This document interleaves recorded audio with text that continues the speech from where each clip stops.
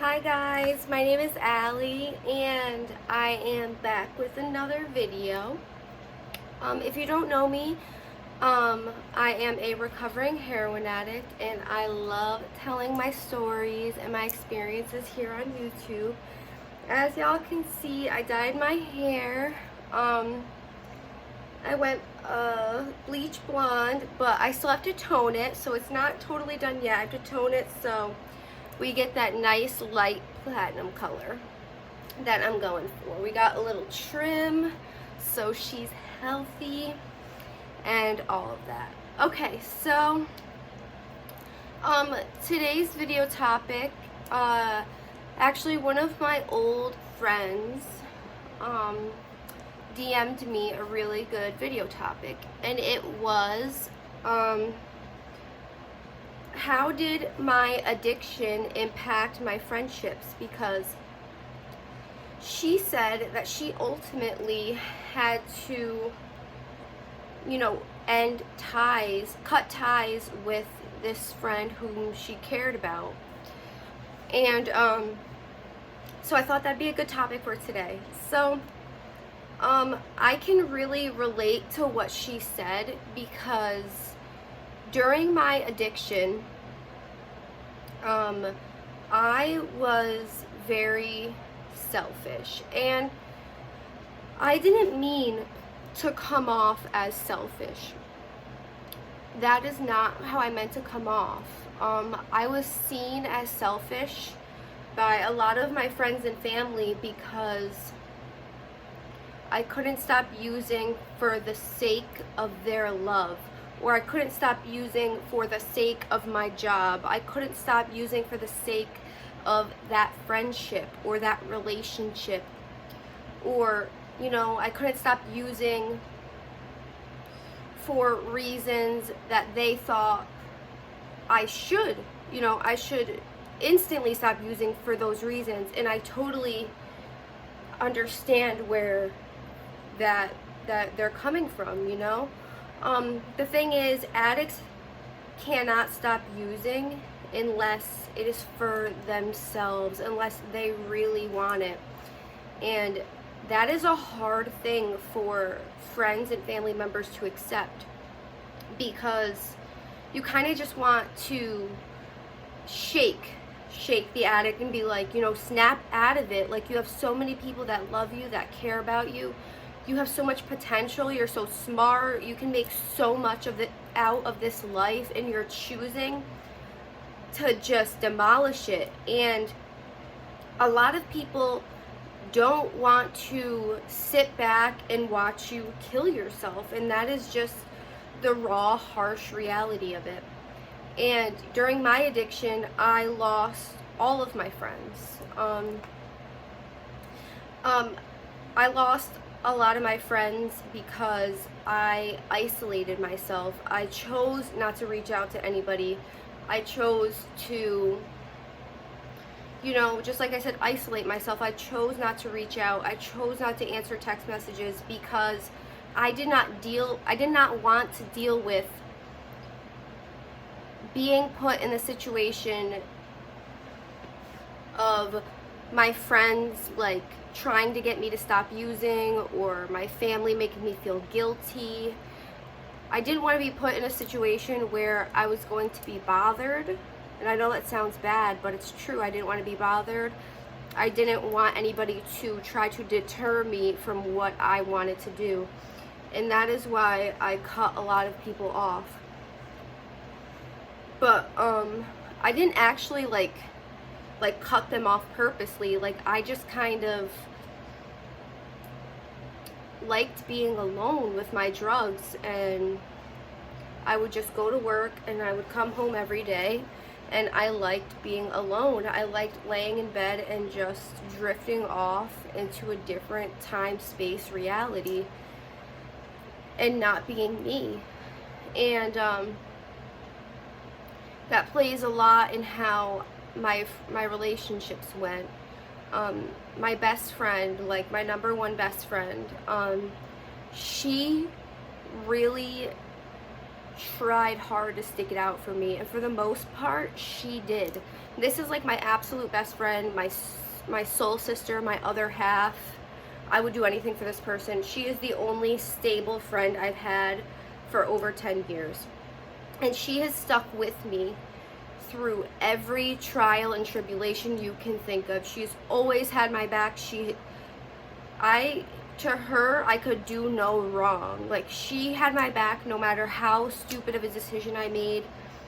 I could literally kill somebody and she would have my back. Like, that's my best friend. But so it came as a shock to me when I was deep in the throes of my heroin addiction, and she must have been very hurt. She was very hurt. She was very worried. She would cry all the time. At least this is what I heard. And she would, talk to her parents about how she wished that I would stop, how she wished that our friendship meant enough for me to stop using heroin. But the truth is, I loved her till death do us part. I still love her so much. Like, that love was never gone. Just how I feel the same way about my parents. Like, they think, that they get this thought in their head that, like, you don't care about anybody but yourself because, you're choosing to inflict all of this pain on the people you love, and it's so selfish. And that's true, and that was like one of the hardest things for me to deal with during my addiction. And I tried explaining that to everybody, like, I am not meaning to hurt you. Like, the last thing I wanted to do was hurt my best friend, hurt my brother, hurt my father, my mom. Those are the last people that I wanted to hurt. But that's exactly what I did. I was making them worry nonstop. They were all expecting to get that phone call in the dead of night. They were just expecting the absolute worst, because that is all that I've given within the past couple of years.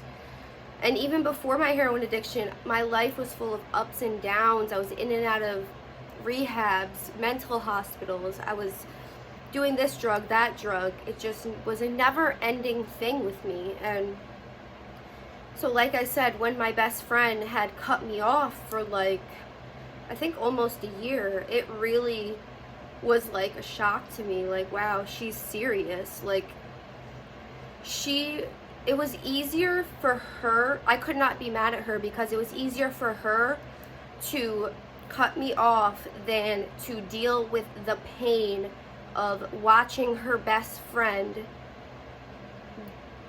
be in love with a drug that is killing her, slowly sucking the life out of her.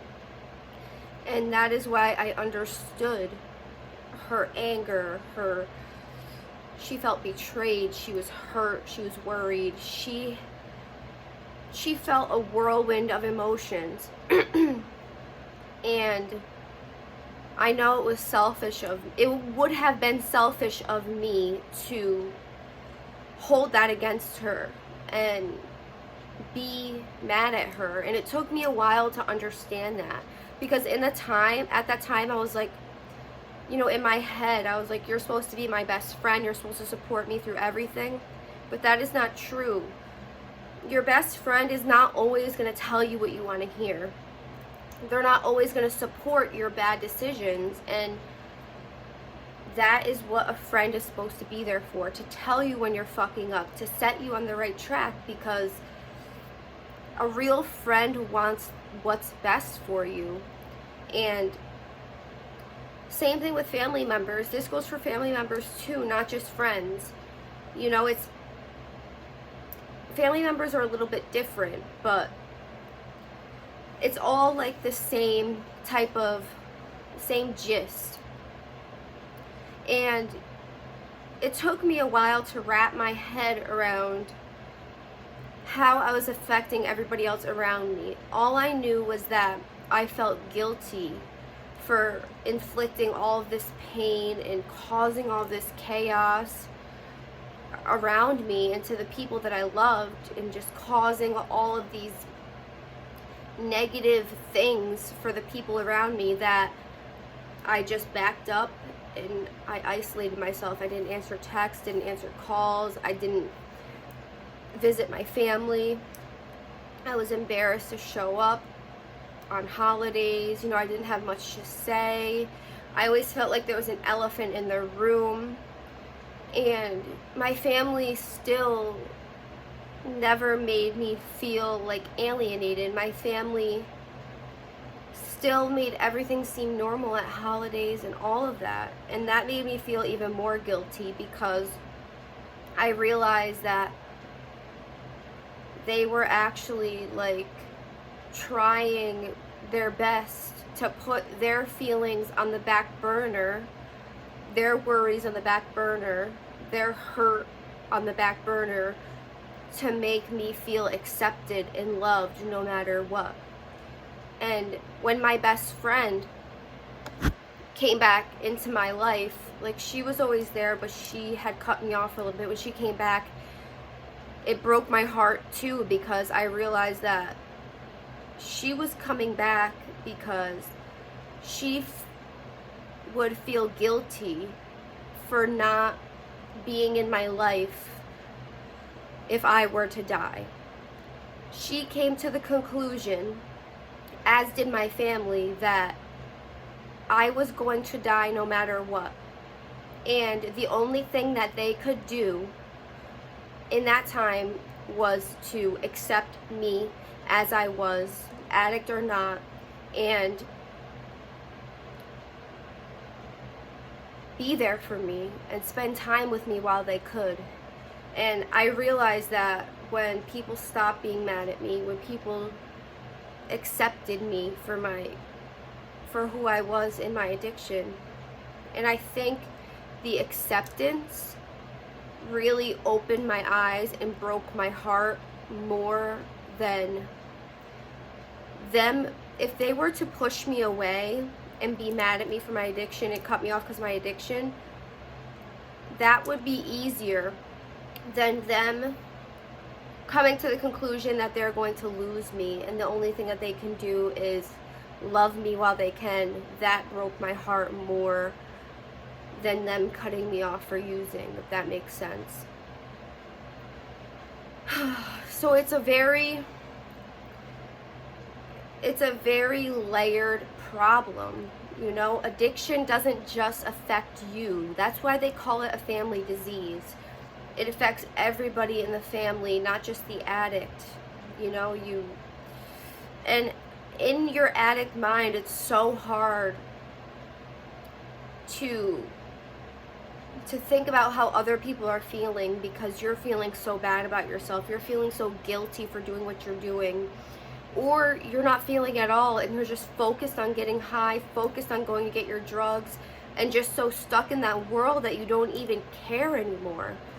But I was the type of addict that deep down I cared, and I would cry myself to sleep because of the guilt. And I didn't know how to tell the people around me that I loved them and that I wasn't trying to hurt them, and how bad I felt, because this problem I had already created.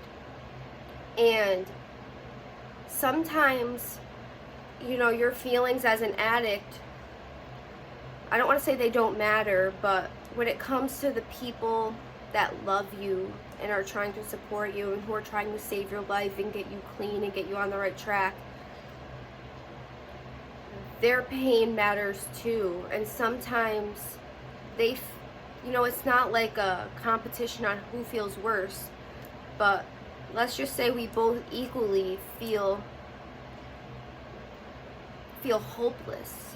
You feel depressed. That your family and friends around you are feeling the same things you are. I felt lost. I felt hopeless. I didn't care about myself. I can't even put it into words, and I'm sure my family felt the same way. And your friends and family probably blame themselves just like you blame yourself for this whole thing going on. And it's really hard for your family not to feel a sense of guilt for the way that you turned out or the addiction that you're fighting.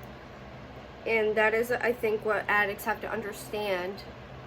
You can't be mad at your support system for leaving you if it's tearing them apart. They're staying up all night to where they can't make it to work the next day.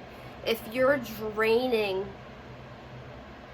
the people around you, your best friend, your parents, your brother, your sister, you're draining them of everything that they are, they cannot help you. They cannot pour from an empty cup.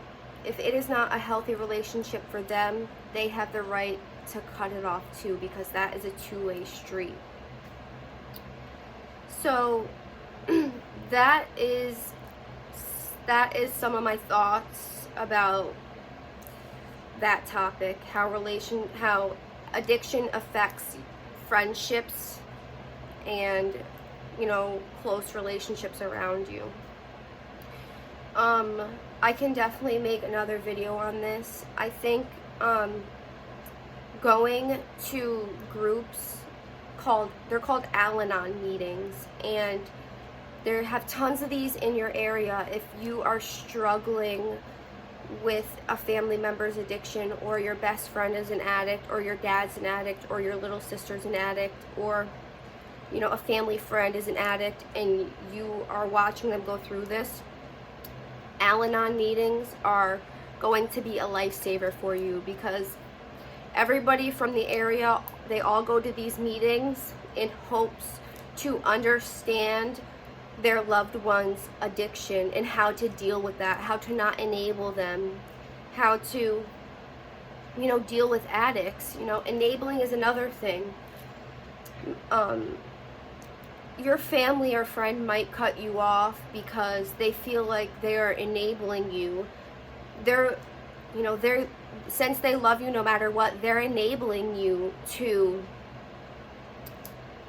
keep doing drugs, because maybe if your mom, your sole provider, your best friend, the person who you would not be on this earth without, you've never lived without your mom, if she were to cut you off, that might make you want to get sober. And you have to remember that while people are cutting you off. They might be doing that in hopes that you finally come to your senses and want to help yourself finally. There's, like I said, there's so many layers to this. I could go on for days, but the video is getting long. I'm going to end it right here. If you guys have any video ideas, please message me, please. I love video ideas. I love knowing what you guys want to hear. Any advice you guys need, please message me or comment down below. My Facebook name is Allie Haight, ALLYHAIGHT. I leave my Instagram down below too if you want to message me or follow me. I love you guys. Stay safe with all of this stuff going around, and I want you to know that you are never alone in your journey through addiction, in your journey to sobriety. You are never alone in this, and you will always have a friend in me here on this channel. Please like this video. Please comment down below anything you want, any video topics you want to hear, any constructive criticism you guys have. By the way, I got a new phone, so I don't need to use my boyfriend's phone anymore. I'm super excited. And I will see you guys in my next one. I love you.